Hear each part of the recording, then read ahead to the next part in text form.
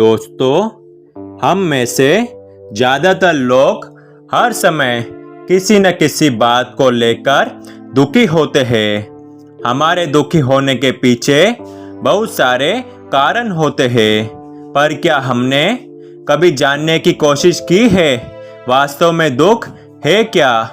मेरे हिसाब से इस दुनिया में दुख जैसी कोई चीज़ नहीं है, लेकिन ये बड़ा बेवकूफ़ी भरा जवाब होगा। यह जवाब शायद बहुत से लोगों को गलत भी लगे, लेकिन सच तो यही है कि दुख जैसी कोई चीज़ नहीं है। यह मानना मुश्किल है पर असंभव नहीं। बात गहरी है पर अनुभव की जा सकती है। एक छोटी सी कहानी आज मैं आप सबसे शेयर करने जा रहा हूँ, गौतम बुद्ध के जीवन से, जो आपको बताएगी कि वास्तव में दुख क्या है और यह किस तरह से काम करता है हमारे जीवन में। एक बार गौतम बुद्ध और उनके शिष्य एक वन से गुजर रहे होते हैं। बहुत देर वन में चलने के बाद बुद्ध और उनके सभी शिष्य एक विशाल पेड़ के नीचे बैठ जाते हैं। उस पेड़ के नीचे एक अलग सी शांति होती है। सभी लोग उस शांति को अनुभव कर रहे होते हैं। कोई भी एक शब्द नहीं बोलता, चुपचाप उस शांति को अनुभव कर रहे होते हैं। कुछ देर बीतने के बाद गौतम बुद्ध का एक शिष्य उठता है और बुद्ध से पूछता है, बुद्ध, मैं आपसे एक प्रश्न पूछना चाहता हूँ। बुद्ध कहते हैं, पूछो, क्या प्रश्न है तुम्हारा? वह बुद्ध का शिष्य बुद्ध से पूछता है, बुद्ध, मैंने कभी भी आपको दुखी नहीं देखा। आपके चेहरे पर हर समय की अलग ही मुस्कुराहट रहती है, हमें भीतर तक आनंद से भर देती है। आपके चेहरे पर अलग सी चमक है जो हमें दुख से कोसों दूर कर देती है। पर मैं ये जानना चाहता हूँ कि मेरे भिक्षु बनने से पहले मेरे जीवन में बहुत सारा दुख था, जिसके कारण मैं भिक्षु भी बन गया हूँ, पर मैं अभी तक नहीं जान पाया हूँ कि दुख है क्या। क्या आप मुझे बता सकते हैं कि वास्तव में दुख क्या है? बुद्ध मुस्कुराते हैं और अपने भिक्षु से कहते हैं, दुख एक विचार से ज़्यादा कुछ नहीं है। सभी लोग सुनकर चौंक जाते हैं और बुद्ध से पूछते हैं, परंतु बुद्ध, विचार तो आते हैं और चले जाते हैं, पर दुख एक बार आ जाता है तो जाने का नाम ही नहीं लेता। बुद्ध कहते हैं, मैं तुम्हें एक छोटी सी घटना बताता हूँ।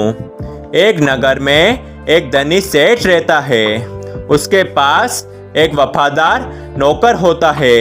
वह सेठ अपने नौकर पर बहुत विश्वास करता है।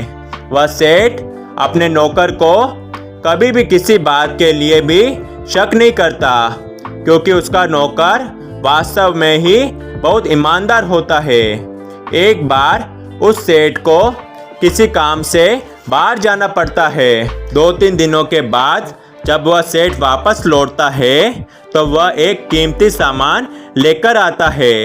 वह उस कीमती सामान को अपने कमरे में बड़ा सजा कर रखता है और अपने नौकर से कह देता है, तुम्हें खास तौर पर इस चीज़ का ध्यान रखना है। ध्यान रहे, यह टूटे नहीं, यह मेरा बहुत प्रिय है। नौकर कहता है, मालिक, मैं पूरा ध्यान रखूंगा, आप चिंता न करें।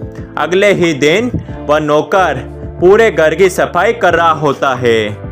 सफाई करते करते वह सेठ की उस कीमती चीज के पास पहुंचता है और उसकी भी सफाई करने लगता है। सफाई करते वक्त वह कीमती चीज उस नौकर के हाथ से फिसल जाती है और नीचे गिर जाती है। सेठ को यह बात पता चलती है तो वह नौकर के पास आता है और नौकर को खूब डांटता धमकाता है, पर न तो वह उस नौकर को नौकरी से निकाल सकता है और न ही उसे पीट सकता है। क्योंकि वह उसका बहुत वफादार और पुराना नौकर है, इसलिए वह डांट धमकाकर ही उसे छोड़ देता है। सेठ अपने उस कीमती चीज के बारे में सोच सोचकर बहुत दुखी हो जाता है। रात होती है और सेठ अपने कमरे में लेट जाता है। सेठ को नींद नहीं आ रही होती है, वह बहुत बेचैन होता है। बेचैनी के कारण सेठ अपने कमरे से बाहर निकलता है और देखता है कि उसका नौकर निश्चित के साथ खराटे ले लेकर सो रहा होता है। वह यह देखकर और क्रोधित हो जाता है।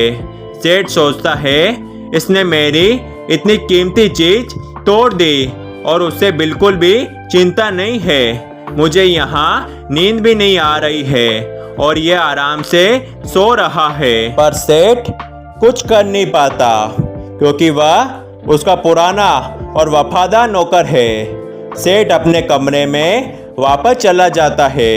अगले दिन सुबह सेठ सोचता है, मैं इस समस्या से कैसे निकलूं।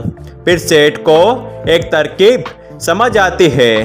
वह अपने नौकर के पास जाता है और अपने नौकर से कहता है, मुझे बहुत दुख हो रहा है, यह बताते हुए कि वह जो कीमती चीज कल तुमने तोड़ी थी वह मैं तुम्हारे लिए लाया था। मैं चाहता था कि मैं उस चीज को तुम्हें उपहार में दूं, परंतु अब क्या कर सकते हैं, अब तो वे टूट गई है। सेठ की बात सुनकर नौकर को धक्का लगा।